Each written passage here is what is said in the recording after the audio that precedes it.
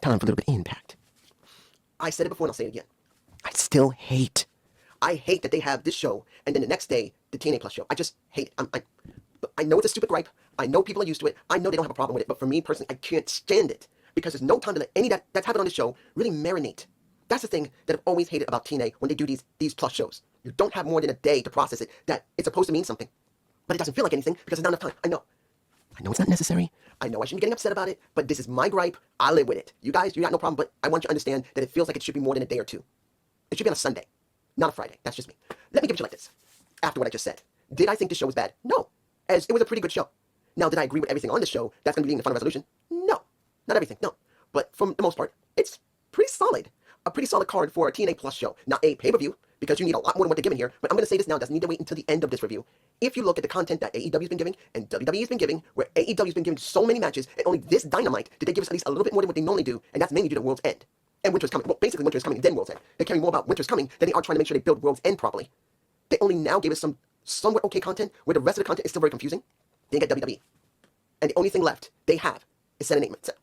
Look, I'm going to be filming after this, and I may release it maybe Monday. Because it will happen this Saturday night's main event on the 13th. I might release it either Friday or Monday. I haven't decided yet. The video I'm going to film right after this, which is my gump goodness on will Vince McMahon appear. My thoughts on it, not what the rumors are. Well, I will talk about the rumors. But my thoughts on Vince McMahon showing up at Saturday night's main event, the last show John Cena will ever wrestle in.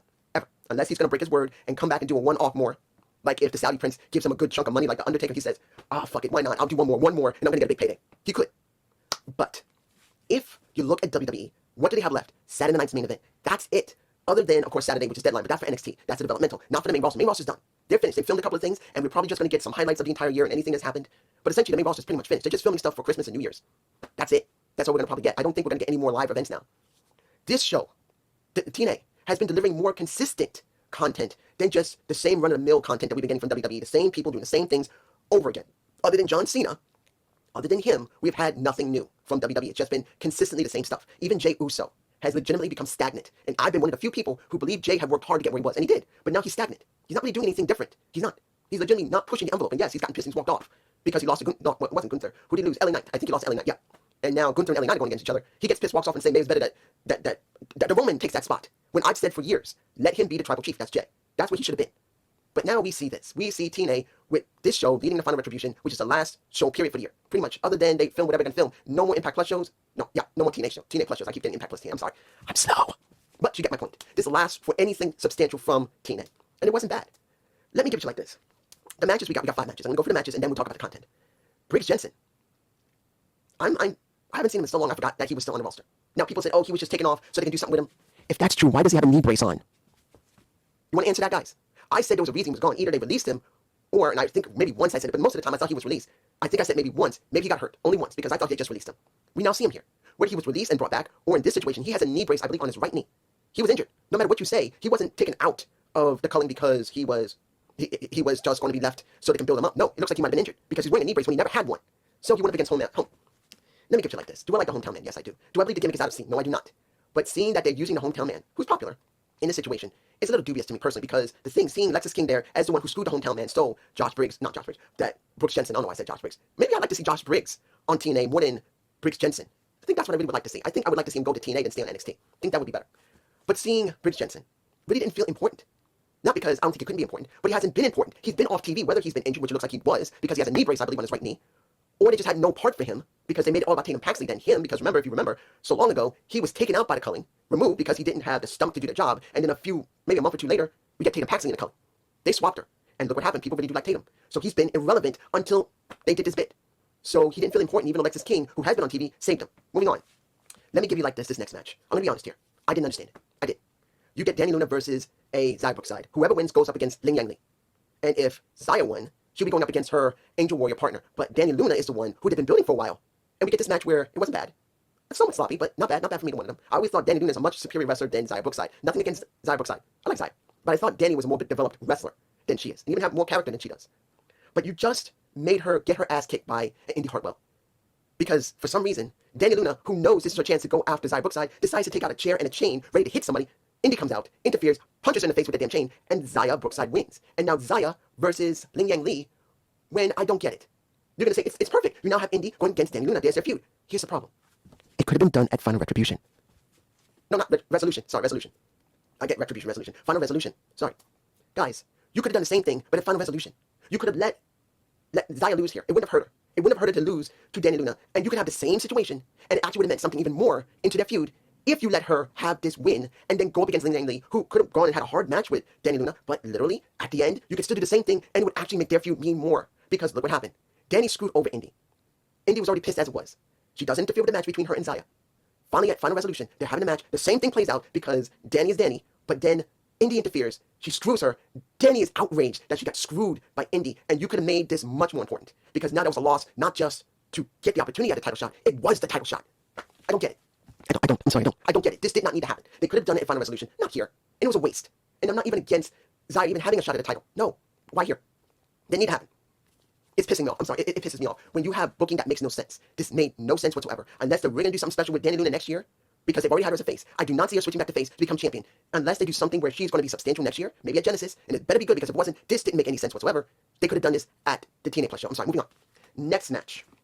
We get Mr. Stone versus Santana, which wasn't even a match. They got a little bit of a fight outside the ring. The spin the block happens within about a minute or so, and the match is done. There is no match. Legitimately, the bell rang, you got a little bit of phone around, and the spin the block came, and that ass got done. He got by one of my boys. Someone from my neck, from the Bronx, baby. But here's the thing. He's making it very clear. Tell all your boys, I'm coming. Demon time is here. I'm coming to get every last one of you. Now, let's make this very clear.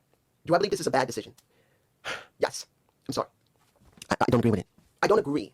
I do not agree. After everything they did with Santana to get him to Bound for Glory, they took a month off, gave us 4 shows that didn't lead anywhere, didn't give us anything other than 2 documentaries and 2 shows that didn't need to air. You let him have his first night with that damn title on TV, and he jobs.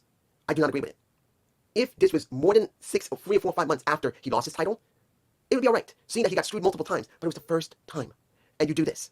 And now he's going after everyone who involved himself in it, like the system. Understandable. But this is right after something that was no different than Josh Alexander losing to Moose. And I didn't want to see that for Santana. If you don't remember, think about it for a minute. The very same thing that happened to him that way. The only difference is there was no call your shot gauntlet. There was none.